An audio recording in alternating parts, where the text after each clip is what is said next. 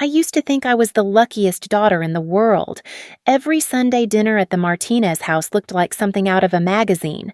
Mom's famous enchiladas steaming on the table, Dad carving the roast with that proud smile, and my brother Mark cracking jokes that made everyone laugh until their sides hurt.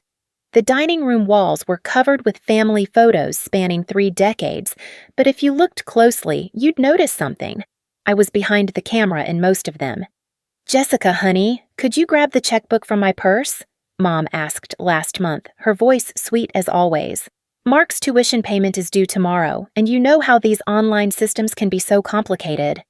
I should have seen it then, the way Mark didn't even look up from his phone, how Dad nodded approvingly like this was the most natural thing in the world.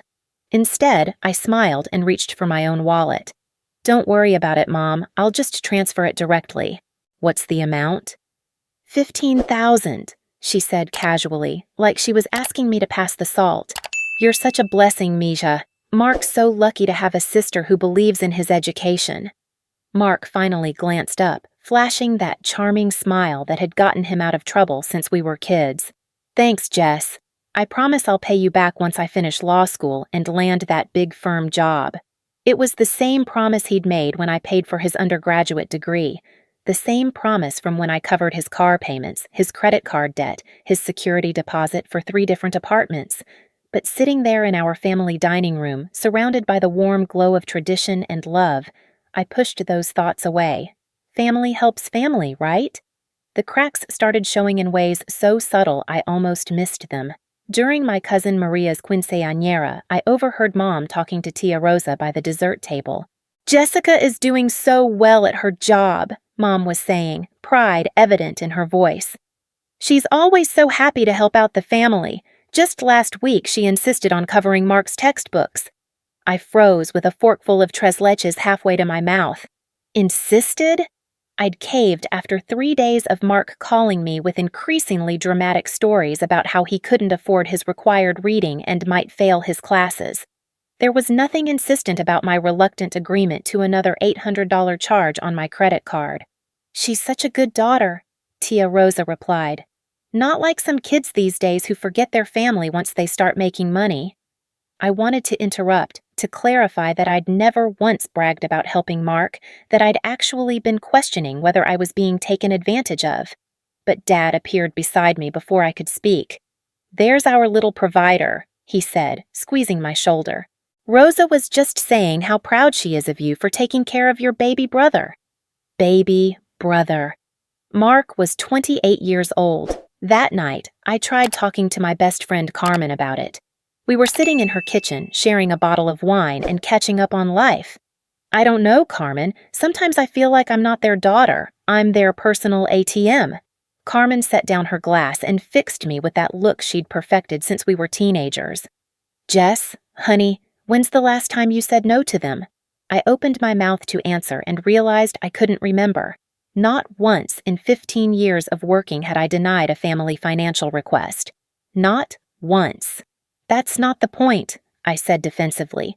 "You don't understand Mexican family dynamics. We take care of each other." Taking care of each other goes both ways. When's the last time Mark paid for dinner when you went out? When have your parents covered any of your expenses? The question hit like a physical blow. I thought about my student loans, still haunting my bank account 5 years after graduation. I thought about the time my air conditioning broke in the middle of August, and I'd sweated through 3 nights because I'd just loaned Mark money for his emergency Vegas trip with friends. I thought about my empty savings account, despite making more money than I'd ever dreamed of. "It's different," I whispered, but the words felt hollow. The escalation happened gradually, like a pot slowly coming to boil. First, it was Mark needing help with his law school application fees, just $2,000 to ensure his future. Then, Dad's car needed major repairs, and somehow it became my responsibility because you know how tight things are since Dad's hours got cut. Mom's medical bills from her routine surgery weren't covered by insurance, and who else could they turn to? Each request came with the same script: apologetic explanations, promises of repayment, and gentle reminders about family loyalty. When I hesitated, the guilt came swift and precise. "I just thought we could count on you," Mom would say, her voice carrying that particular note of disappointment that had shaped my childhood. "But if you can't help your own family—" "Of course I can help," I'd rush to say, already reaching for my phone to initiate another transfer. I was just checking my account balance. But the truth was, I wasn't checking my balance anymore. I was afraid to. My coworkers started commenting on my lunch choices, crackers and peanut butter from the office vending machine instead of joining them at restaurants. I stopped going to happy hours, claiming I was too tired, when really I couldn't afford the drinks. My apartment remained barely furnished because every time I saved enough for a decent couch or dining table, another family emergency materialized. "You're looking stressed, Jessica," my supervisor mentioned during my quarterly review. "Is everything okay at home?" Home. Where was home exactly? My sparse apartment where I counted pennies, or my childhood house where I was simultaneously the most important and least valued member of the family? "Everything's fine," I lied, "just busy with family stuff." The strangest part was how they talked about me when they thought I couldn't hear.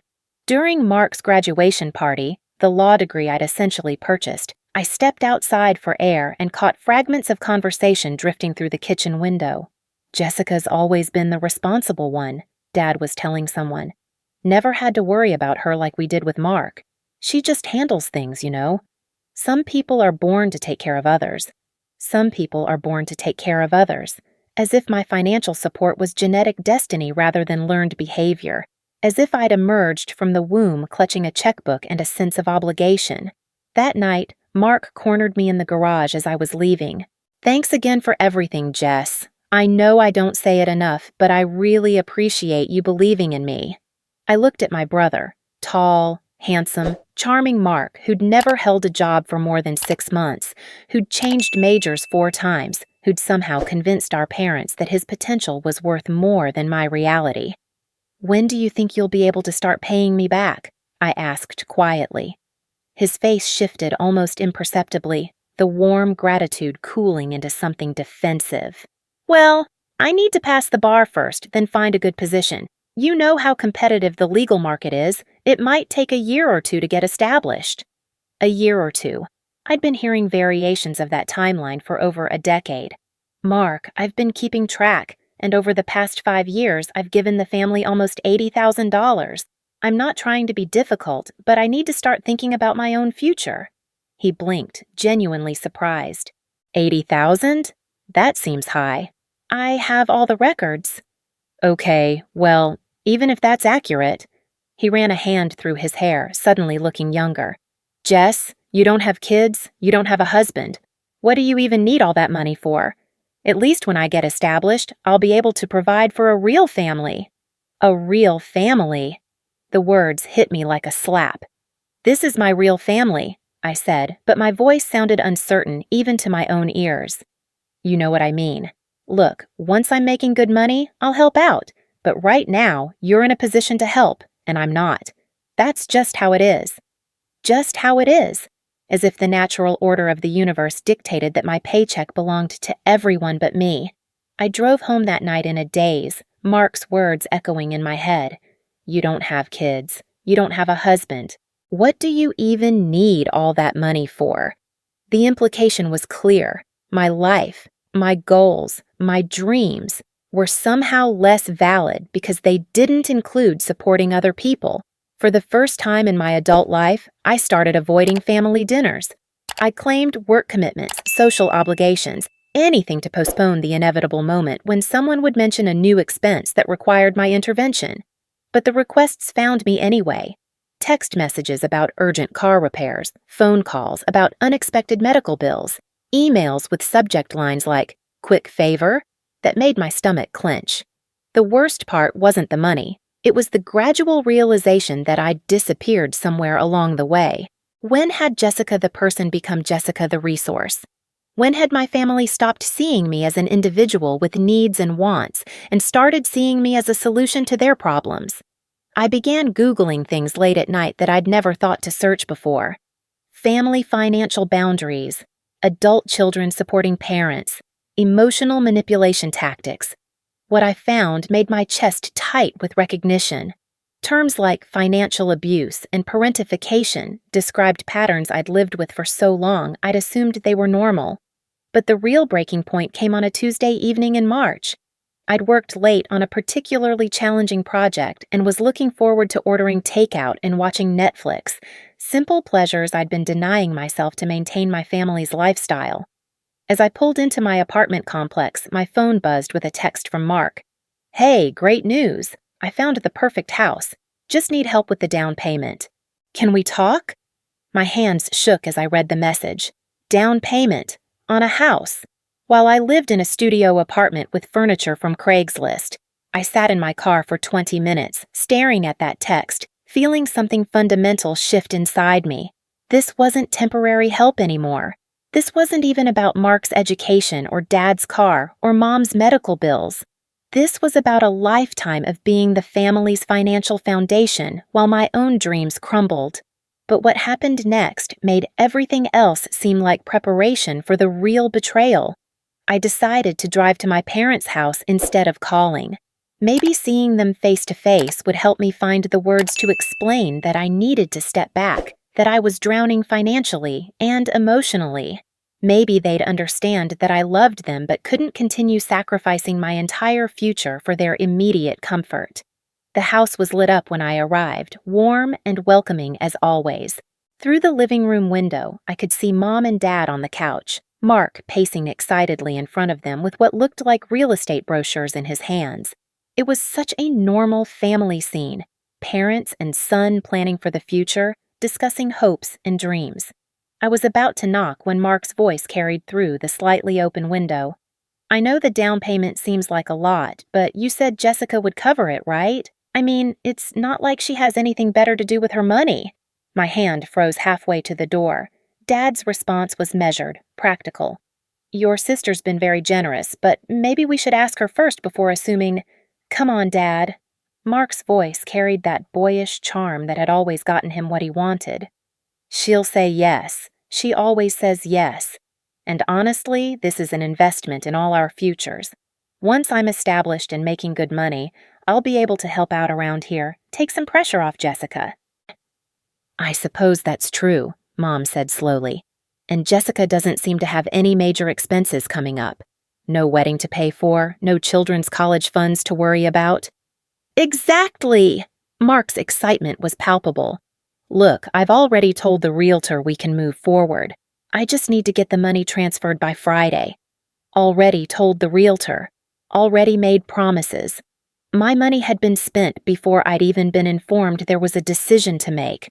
But it was Dad's next words that shattered everything I'd believed about my place in this family. "You're right, son. Don't worry about talking to Jessica. We'll make your sister pay. She's always been the responsible one. She'll understand this is important for your future. We'll make your sister pay. Not, we'll ask Jessica if she can help, or we'll see if Jessica is comfortable with this. We'll make your sister pay. Like I was a resource to be allocated rather than a person with agency. Like my consent was irrelevant as long as the money ended up where they needed it." I backed away from the door, my heart hammering so loudly I was sure they'd hear it through the walls. 32 years old, and I'd just learned that my family's love came with a price tag, specifically my willingness to be their personal bank account. The drive home passed in a blur. I felt like I was watching someone else's life, someone else's devastating realization that they'd been living a lie. Every memory recontextualized itself. Every family dinner where I'd felt cherished was actually a family meeting where my financial contribution was being planned. Every expression of pride in my success was really satisfaction at having a reliable funding source. I sat in my apartment that night, surrounded by the minimal furniture I'd been able to afford after years of supporting other people's dreams, and felt something inside me break completely. Not crack, break. Shatter into pieces so small I wasn't sure they could ever be put back together. For 15 years, I'd been the family's solution to every problem. Car troubles? Call Jessica. Medical bills? Jessica will handle it. Education expenses? Jessica's got it covered. I'd been so busy being the answer to everyone else's problems that I'd forgotten to ask who was going to solve mine. The worst part was the math. I pulled out my laptop and started calculating, going through years of bank statements, credit card records, and financial transfers. $80,000 was conservative. The real number was closer to $120,000, more than enough for a house down payment of my own, more than enough to start the life I'd been postponing while funding everyone else's. But what hurt more than the money was the realization that I'd never been loved for who I was. I'd been valued for what I could provide. Strip away my income, my willingness to sacrifice, my perpetual availability as a financial resource. And what was left? Would this family that claimed to adore me still want me around if I couldn't pay for dinner? I'd spent my entire adult life believing I was the generous daughter, the supportive sister, the responsible family member. But sitting there in my barely furnished apartment, doing math that made my stomach turn, I finally saw the truth. I wasn't the family success story. I was the family victim. And tomorrow, I was going to do something about it. The betrayal hung in the air like smoke, making everything feel surreal and distorted. I called in sick to work, the first time in 3 years, because I couldn't imagine sitting through meetings and presentations while my entire understanding of my family imploded. Instead, I spent the morning in my apartment staring at my laptop screen and the devastating financial calculation displayed there. $127,000. That was the real number once I'd gone through everything. Credit card statements showing purchases I'd made for the family, bank transfers with memos like Mark's rent, and Mom's prescription, cash withdrawals that had gone straight into other people's pockets. $127,000 of my life, handed over with a smile because I'd believed it was love. But what they didn't know, what they had never bothered to ask about, was that I'd been documenting everything, every loan, every emergency, every guilt-ridden transfer had been carefully recorded in a spreadsheet I'd originally created for tax purposes. I'd told myself it was just good financial practice, but deep down, some part of me had always known this day would come. They also didn't know about the joint accounts. When Dad's hours had been cut 2 years ago, he'd asked me to co-sign on a few accounts to help with credit approvals. Just temporary, he'd assured me, until things stabilize. I'd signed the papers because that's what good daughters do. They trust their parents, they help their families. They don't ask too many questions about financial arrangements when someone they love is struggling. Those accounts were still active, still linked to my name, my credit, my legal authority to make withdrawals. The irony was almost poetic. They'd made me part of their financial infrastructure specifically so I could put money in. They'd never considered that the same access could be used to take money out. That night, I did something I'd never done before. I Googled family financial abuse. The search results hit me like a physical blow. Article after article described patterns I knew by heart. Adult children being treated as ATMs, parents who weaponized guilt to extract money, siblings who never learned financial responsibility because someone else always stepped in to save them. One article stopped me cold. When your family sees you as a bank account, signs of financial exploitation. Every bullet point could have been written about my life, the constant emergencies that only I could solve, the assumption that my money was family money, the way my concerns were dismissed while my contributions were expected, the guilt trips disguised as expressions of love. But it was the comment section that really opened my eyes. Hundreds of people sharing stories nearly identical to mine. A woman who'd funded her brother's 3 failed businesses while living paycheck to paycheck. A man whose parents had convinced him that helping them was his duty as a son, while his own retirement savings remained empty. Story after story of people who'd spent decades believing they were being generous when they were actually being exploited. I didn't realize it was abuse until I couldn't afford my own groceries, one comment read. My family had convinced me that saying no to them was selfish, but somehow it was perfectly fine for them to drain my bank account without considering my needs. That's exactly what happened. For 15 years, I'd been trained to believe that my financial stability was less important than their immediate wants. They'd taught me that good daughters sacrifice, that loving families share everything, that my success was meaningless unless it benefited them. But they'd made one crucial mistake. They'd given me too much access to their own financial reality.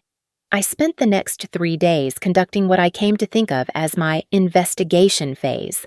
I pulled credit reports for all the joint accounts, reviewed bank statements going back years, and compiled a comprehensive picture of the Martinez family finances. What I discovered was both infuriating and eye-opening. They weren't poor. They weren't struggling. They were living beyond their means because they knew I'd cover the difference. Dad's reduced hours coincided perfectly with increased spending on dining out and weekend trips. Mom's medical expenses included thousands of dollars in cosmetic treatments that had nothing to do with her surgery. Mark's emergency requests often happened within days of charges at expensive restaurants, clothing stores, and entertainment venues. They weren't asking for help because they needed it. They were asking because they wanted it, and I was easier than adjusting their lifestyle. The rage that built inside me was unlike anything I'd ever experienced. It started as a slow burn in my chest and grew into something massive and consuming. For 15 years, I denied myself basic comforts while they enjoyed luxuries on my dime. I'd eaten ramen noodles for dinner while they went to steakhouses. I'd postponed vacations, avoided dating because I couldn't afford nice restaurants, and lived in a studio apartment while they maintained a lifestyle they couldn't actually afford. But anger, I was learning, could be useful. It cleared away the fog of guilt and obligation that had clouded my judgment for years. It gave me clarity about what needed to happen next. I made an appointment with a therapist, Dr. Sarah Chin, who specialized in family trauma and boundary issues. Her office was warm and comfortable, nothing like the sterile clinical spaces I'd imagined. She listened without judgment as I poured out 15 years of financial manipulation, emotional blackmail, and systematic exploitation. "Jessica," she said when I'd finished my story, "what you're describing is a pattern of financial abuse combined with parentification. You've been assigned the role of family caretaker, and that role has been reinforced through guilt, obligation, and emotional manipulation." The clinical terms helped somehow: parentification, financial abuse, emotional manipulation. These weren't character flaws on my part. They were tactics used against me.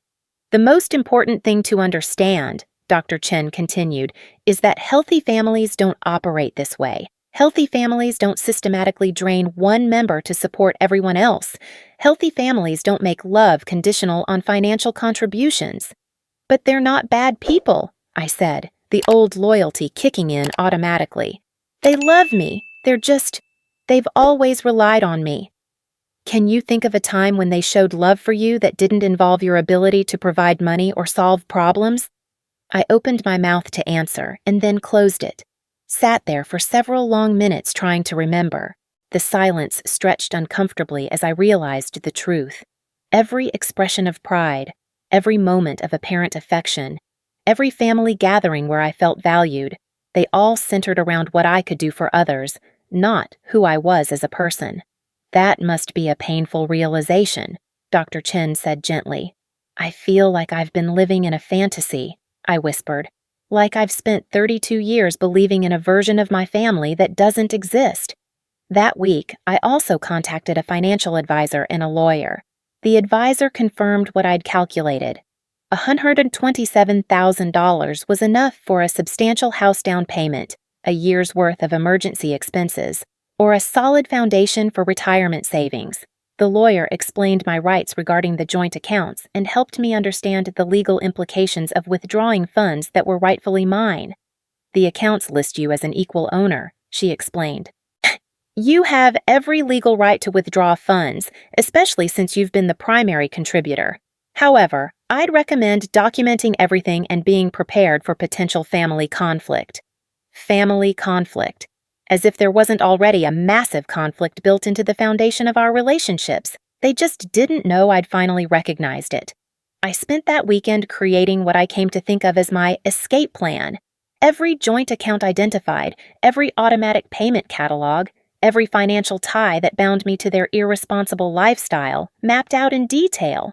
It wasn't just about taking back my money. It was about severing the financial umbilical cord that had kept me trapped in this dysfunctional dynamic.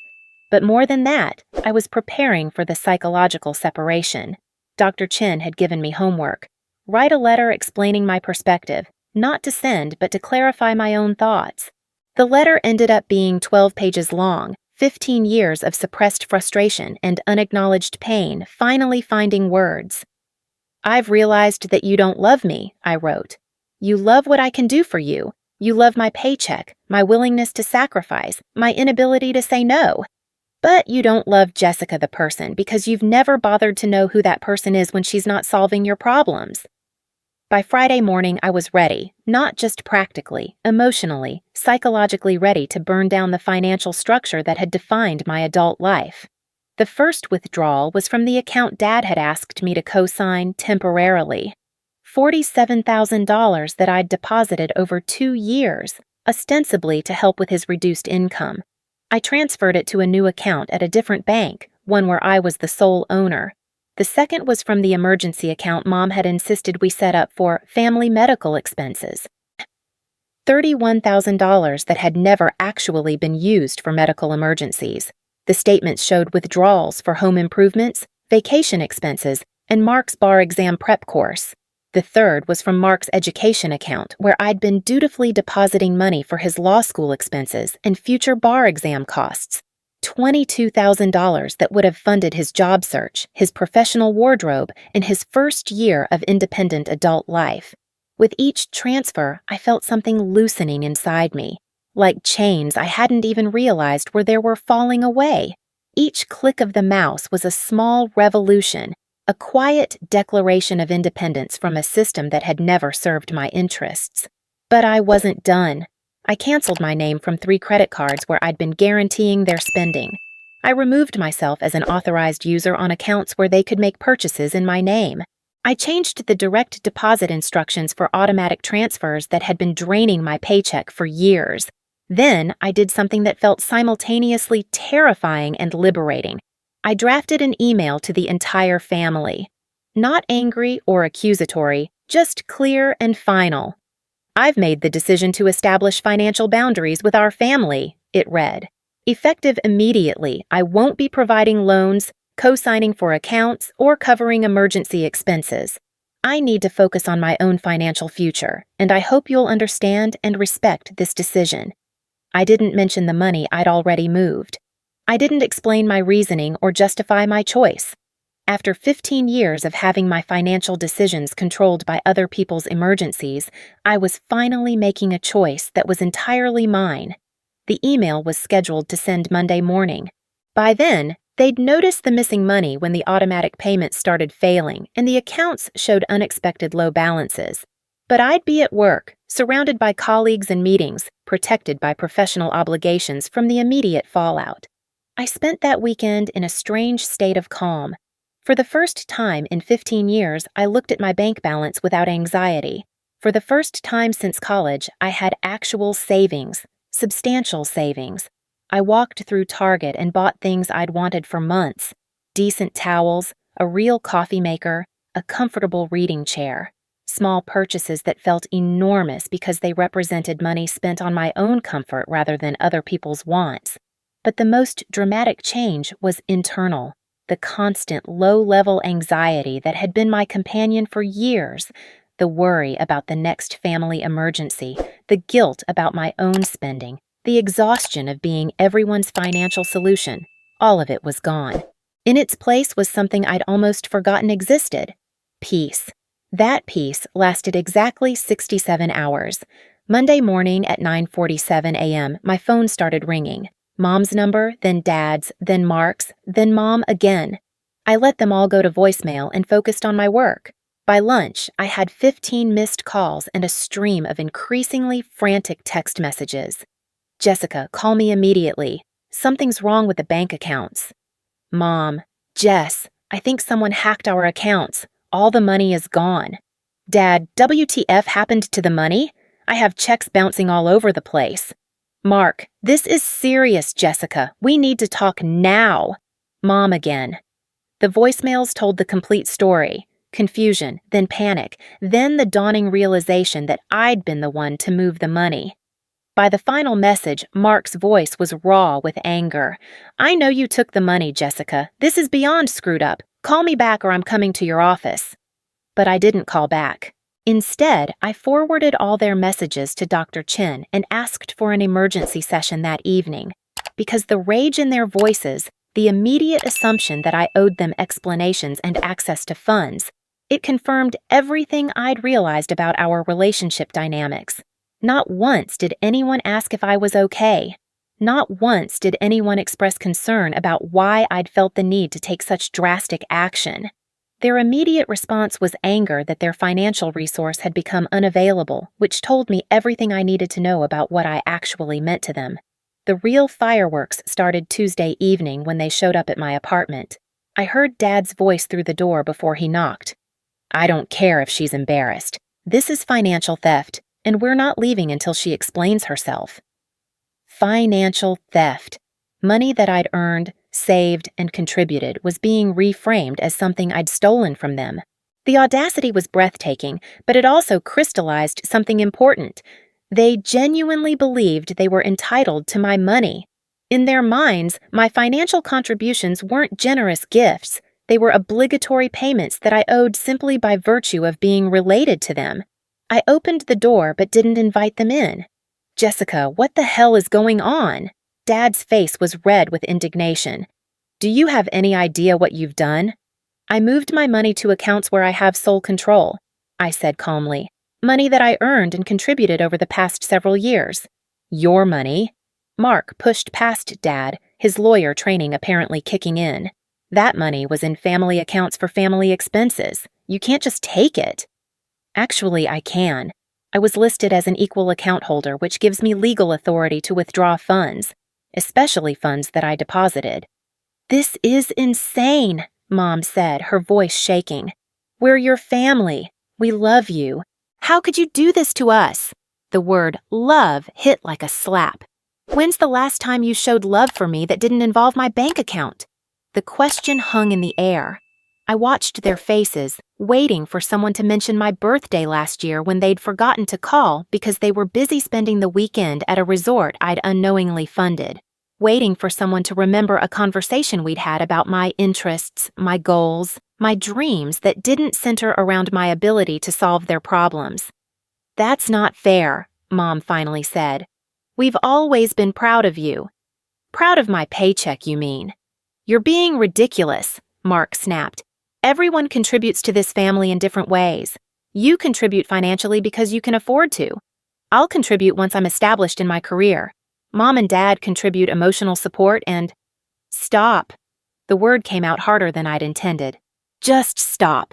Mark, you're 28 years old. You've had 6 years to get established since undergrad. You've had internships, part-time legal positions, opportunities to start building your career. Instead, you've chosen to let me fund your extended adolescence.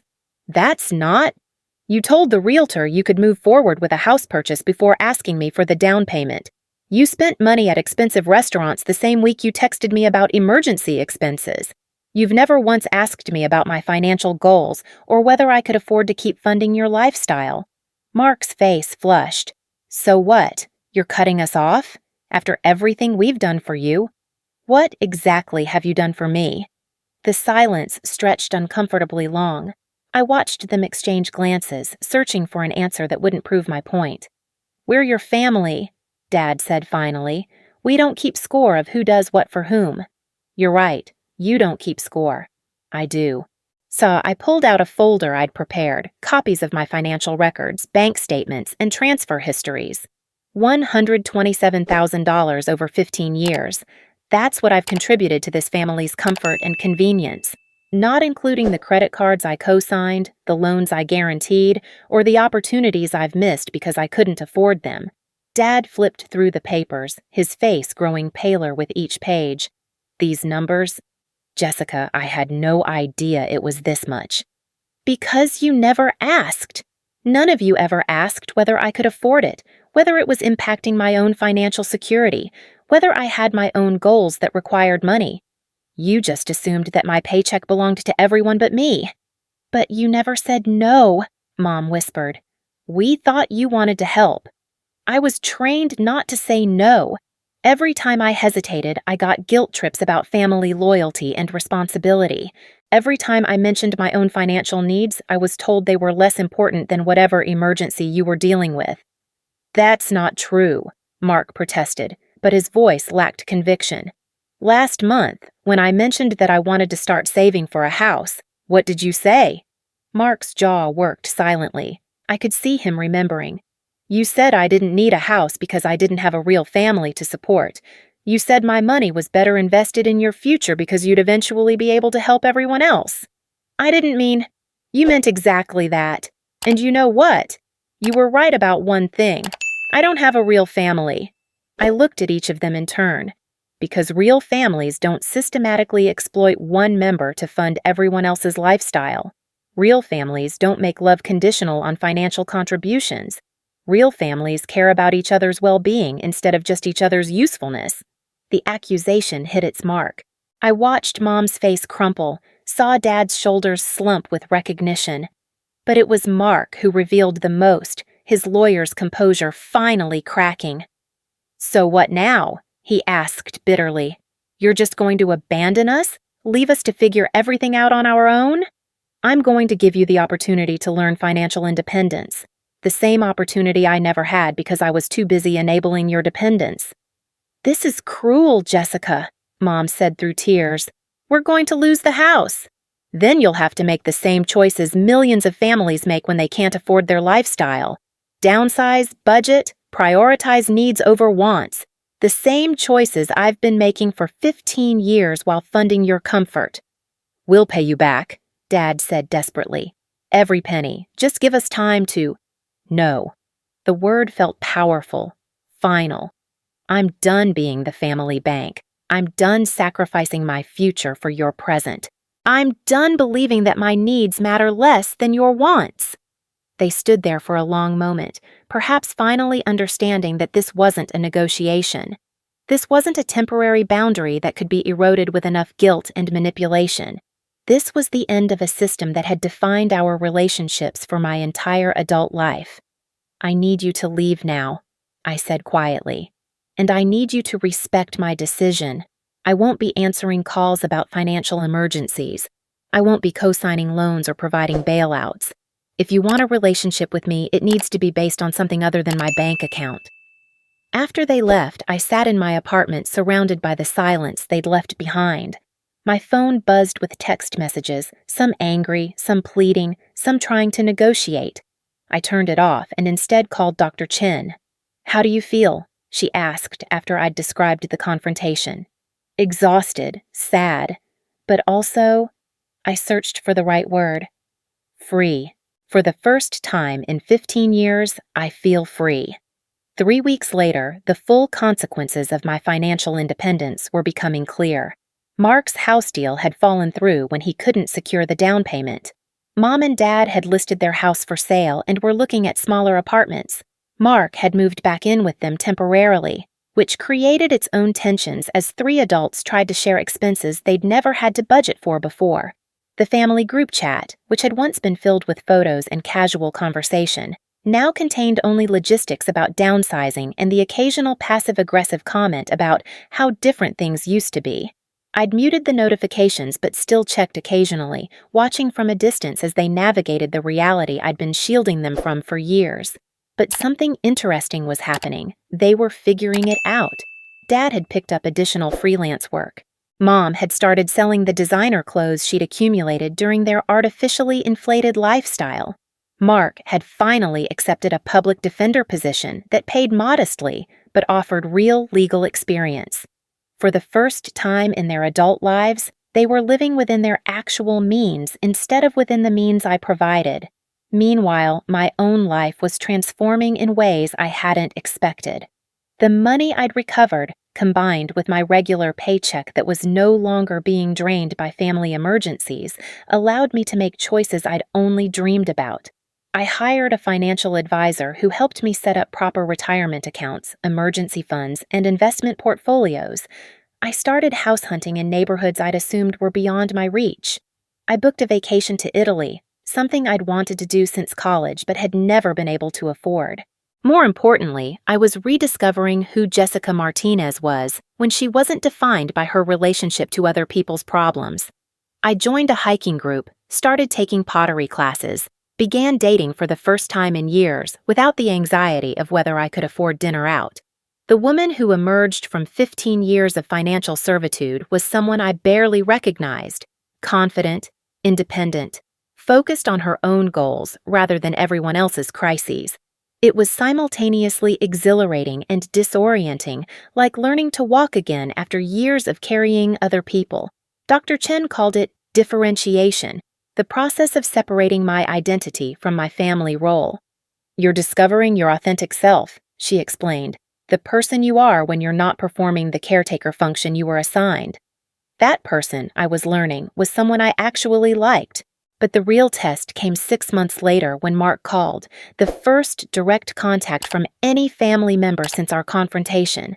His voice was different, quieter, less entitled, genuinely uncertain. "Jess, I wanted to talk to you, if you're willing." We met at a coffee shop near my office, neutral territory where the conversation couldn't be ambushed by family dynamics. Mark looked different too, older, more serious, wearing a suit that was nice but not expensive. The entitled young man who'd assumed my money was his safety net had been replaced by someone who looked like he'd learned what real responsibility felt like. "I owe you an apology," he said without preamble. "A real one, not because I want something, but because I finally understand what we did to you." I waited, curious to see if this acknowledgement would come with conditions or requests. Living on my actual salary, trying to make a budget work, having to choose between things I want because I can't afford everything. It's hard, and I realized you've been doing this your whole adult life while also carrying the weight of our poor choices. I don't know how you managed it." "I barely managed it," I admitted. I was drowning financially and emotionally, but I'd been trained to believe that was normal. "The public defender job is humbling," he continued. "But it's also the first time I've had to really prove myself professionally instead of having a safety net to fall back on. I'm actually good at it, Jess, when I have to be." "I'm glad to hear that." "We almost lost the house," he said quietly. "Mom and Dad are in a 2-bedroom apartment now, and it's been an adjustment, but they're managing. We all are. And I think we needed to learn how." The conversation continued for 2 hours. Mark told me about his work, his growing awareness of financial reality, his plans to build a career based on his own efforts rather than family subsidies. I told him about my life, my house hunting, my vacation plans, my growing sense of personal autonomy. "Do you think we can have a relationship?" he asked as we prepared to leave. "Not the old kind, obviously, but something real?" "I'd like that," I said, surprised to realize I meant it. "But it has to be based on who we actually are, not the roles we played in that dysfunctional system." "I understand. And Jess? Thank you. For cutting us off, I mean.